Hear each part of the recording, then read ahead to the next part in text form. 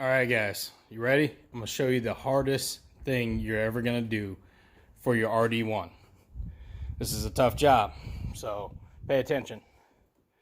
All right, so what we're gonna do is we're gonna learn how to replace your air filter on an RD1 if you have the stock air box. And this is very similar to most Hondas, especially in the 90s, 80s, and 90s. You're gonna unlatch these two ridiculously difficult clamps. So you got to get those off. Once you get that off, you're going to pull up, you're going to pull this cover off. I know that's hard. And no, I'm being a dick. This is really easy. But you're going to toss this dirty ass filter and get rid of it.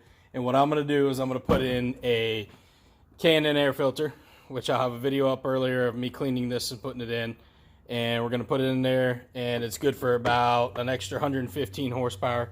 So, you know, get ready to break some axles.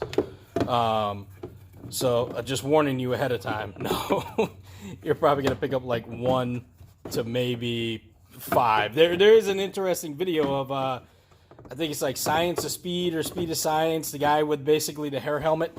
He does a video. He had an S2000 that was supercharged. Pretty awesome guy. His hair, it just cracks me up whenever I watch his videos. But, he did a video actually on a brand new Subaru, and see how difficult these can be? See what I mean? It's just insane. But he did a video on a brand new Subaru, and I think he dynoed with a K&N drop-in filter, and it was a non-turbo one.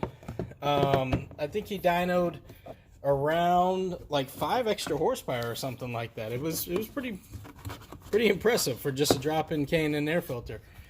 But now this thing wants to be stupid, of course, as soon as I make a video. There we go.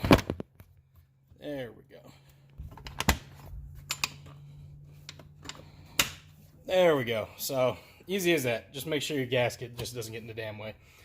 But yeah, do that, and that's how you change your air filter. I'd suggest getting a K&N drop-in if you're going to keep the stock air box. That way you don't have to go through filters again. You will be surprised when you clean it how dirty and how much stuff it does trap. But hope that helps, guys.